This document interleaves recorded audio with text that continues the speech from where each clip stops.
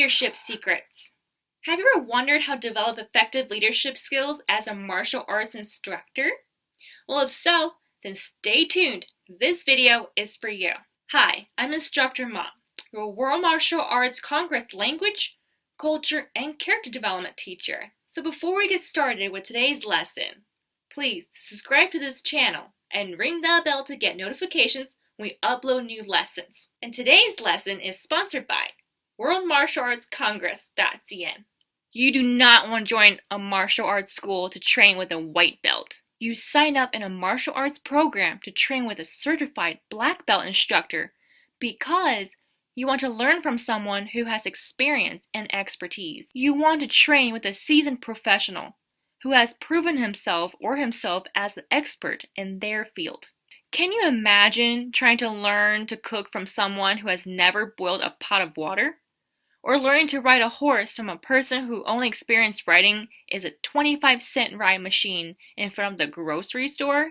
How many famous people, celebrities, politicians, or world leaders will be comfortable traveling with a security team comprised of individuals who have never trained as part of personal protection detail? Why is the President of the United States protected by the elite group of highly trained Secret Service professionals? If given the choice, I believe we will prefer to work with people who possesses knowledge and experience of the subject matter we are seeking to learn. We all believe we can learn more from working with a proven expert in a given field of study and work from novice with a little or no knowledge or experience. Growth is essential to opportunity. Can you see a toddler of 2 years of age working at the drive-thru window of a local McDonald's? What about a 4-year-old driving a taxi or picking you up when you are using a smartphone to summon an Uber driver? We had to be a certain age to start attending school, to learn how to drive, to get hired for our first real job, open a bank account, sign a legally binding contract, or get married. All the time, we were growing physically, mentally, and emotionally. With growth comes some level of maturity, along with proven life experience. Teachers are held to a higher standard than those who don't. Leaders are teachers. A leader is one who knows the way, shows the way, and goes the way. Unless you are learning and growing, you will come to a point that you can lead no further. And you have essentially placed a limit on your ability to effectively lead others. In ancient times, male children were taken at an early age to begin training as a warrior. From their childhood, they were pushed physically, mentally, and emotionally to become elite members of one of the premier fighting forces of ancient history. They were, by today's standards, abused and sometimes mutilated, all in an effort to teach these children to ignore pain and fear and continued fighting.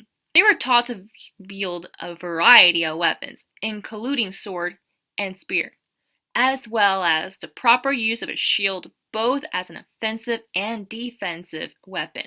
The end result was a fighting force that, according to ancient history, withstood the invasions of the army of Genghis Khan, an army vastly superior number, for ages and years. This epic battle is still studied by military historians and future military leaders. The Chinese were committed to growing as leaders.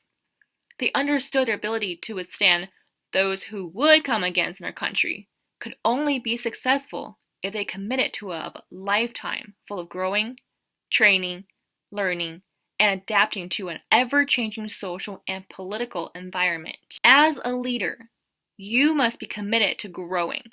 You may not be called on to stand in the gap to protect your family or your city from invaders, but you will be called on to know the way, show the way, and go the way. Every leader needs to be connected to other leaders. It is a growth to success strategy. As iron sharpens iron, so do leaders sharpen leaders. The elite leadership thought leaders of recent history have an inner circle of individuals who not only have permission to speak into their lives, but to also hold them accountable to remain pliable, flexible, and teachable. That is where continued growth and it will take place. I hope that I enjoyed and inspired you to become the best instructor and leader that you can be. So if you are interested in attending our instructor training courses in Korea or China, just private message us for details. And follow us at facebook.com/World Martial Arts Congress. And remember to visit our website at worldmartialartscongress.cn.